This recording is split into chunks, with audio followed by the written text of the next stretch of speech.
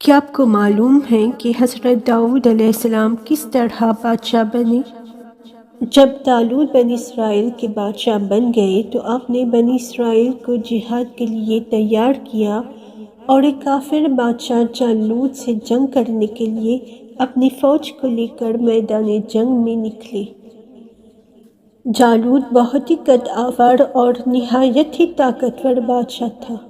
وہ اپنے سر پر لوہے کی جو ٹوپی پہنتا تھا اس کا وزن 300 رطل تھا۔ جب دونوں فوجیں میدان جنگ میں لڑائی کے لیے صاف آرائی کر چکی تو حضرت طالوت نے اپنے لشکر میں یہ اعلان فرما دیا کہ جو شخص طالوت کو قتل کرے گا میں اپنے شہزادی کا نکاح اس کے ساتھ کر دوں گا اور اپنی آدھی سلطنت بھی اس کو عطا کر دوں گا۔ یہ فرمان شاہی سن کر حضرت داؤد علیہ السلام آگے بڑھے جو ابھی بہت ہی کم سن تھے اور بیماری سے چہرہ زرد ہو رہا تھا اور غربت و مفلسی کا یہ عالم تھا کہ بکریاں چرا کر اس کی اجرات سے گزر بسر کرتے تھے۔ روایت ہے کہ جب حضرت داؤد علیہ السلام گھر سے جہاد کے لیے روانہ ہوئے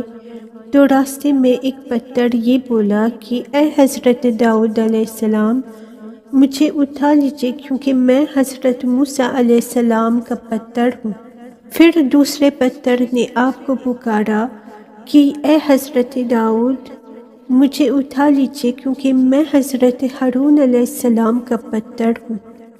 پھر ایک تیسرے پتھر نے آپ کو پکار کر عرض کیا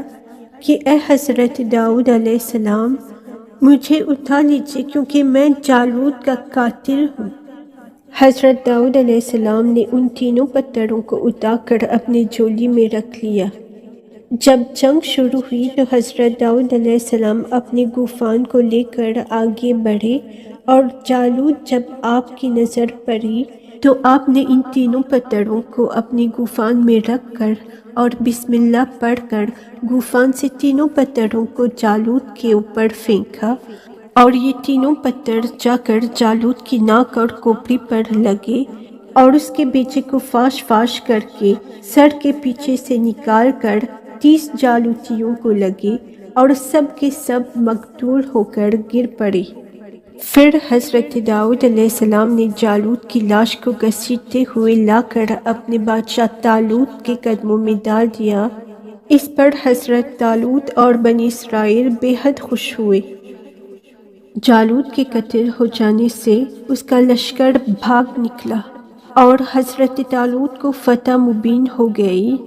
اور اپنے اعلان کے مطابق حضرت طالوت نے حضرت داؤد علیہ السلام کے ساتھ اپنے لڑکی کا نکاح کر دیا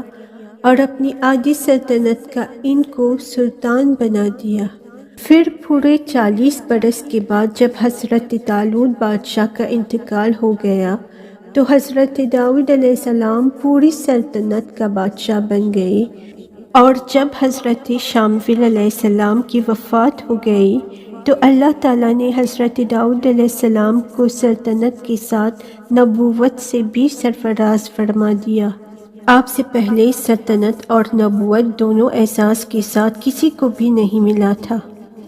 آپ پہلی شخص ہیں کہ ان دونوں اموروں پر فائز ہو کر 70 برس تک سلطنت اور نبوت دونوں منصبوں کے فرائض پورے کرتے رہے اور پھر آپ کے بعد آپ کی فرائض حضرت سلیمان علیہ السلام کو بھی اللہ تعالیٰ نے سلطنت اور نبوت دونوں مرتبوں سے سرفراز فرمایا۔ اس واقعے کا اجمالی بیان قرآن مجید کی سورہ بقرہ میں اس طرح ہے کہ اور قتل کیا داؤد نے جالوت کو اور اللہ نے اسے سلطنت اور حکمت عطا فرمائی اور اسے جو چاہا سکھایا۔ حضرت داؤد علیہ السلام نے باوجود یہ کہ عظیم سلطنت کے بادشاہ تھے مگر ساری عمر وہ اپنے ہاتھ کی دستکاری کی کمائی سے خوردونوش سامان کرتے رہے۔ اللہ تعالیٰ نے آپ کو یہ معجزہ عطا فرمایا تھا کہ آپ لوہے کو ہاتھ میں لیتے تو وہ موم کی طرح نرم ہو جایا کرتا تھا اور آپ اس سے زیریں بنایا کرتے تھے اور ان کو فروخت کر کے اس رقم کو اپنا ذریعہ معاشہ بنائے ہوئے تھے اور اللہ تعالیٰ نے آپ کو پرندوں کی بولی سکھا دی تھی۔ حضرت طالوت کی سرگزشت کی طرح حضرت داؤد علیہ السلام کی مقدس زندگی سے یہی سبق ملتا ہے کہ اللہ تعالیٰ جب اپنا فضل و کرم فرماتا ہے تو ایک لمحے میں رائے پہاڑ اور ذرے کو آفتاب بنا دیتا ہے۔ غور کرو کہ حضرت داؤد علیہ السلام ایک کم سن لڑکا تھا اور نہایت ہی مفلس اور ایک غریب باپ کے بیٹے تھے، مگر اچانک اللہ تعالیٰ نے ان کو کتنے عظیم اور بڑے بڑے مرتبہ و درجات کے اعزاز سے سرفراز فرما دیا کہ ان کے سر پر تاج شاہی رکھ کر انہیں بادشاہ بنا دیا، اور ایک بادشاہ کی شہزادی ان کے نکاح میں آئی اور پھر نبوت کا بلند مرتبہ انہیں عطا فرما دیا کہ اس سے بڑھ کر انسان کے لیے کوئی بلند مرتبہ ہو سکتا ہی نہیں۔ پھر اللہ تعالیٰ کی قدرتی قاہرہ کا جلوہ دیکھو کہ جالوت جیسے جبار اور طاقتور بادشاہ کا قاتل حضرت داؤد علیہ السلام کو بنا دیا، جو کہ ایک کم سن لڑکا اور بیمار تھے، اور وہ بھی ان کے 3 پتھروں سے قتل ہوا۔ حالانکہ جالوت کے سامنے ان چھوٹے چھوٹے پتھروں کی کوئی حقیقت نہیں تھی، جبکہ وہ 373 وزن کی فولادی ٹوپی پہنے ہوا تھا۔ مگر حقیقت تو یہ ہے کہ اللہ تعالیٰ اگر چاہے تو ایک چونٹی کو ہاتھی پر غالب کر دے،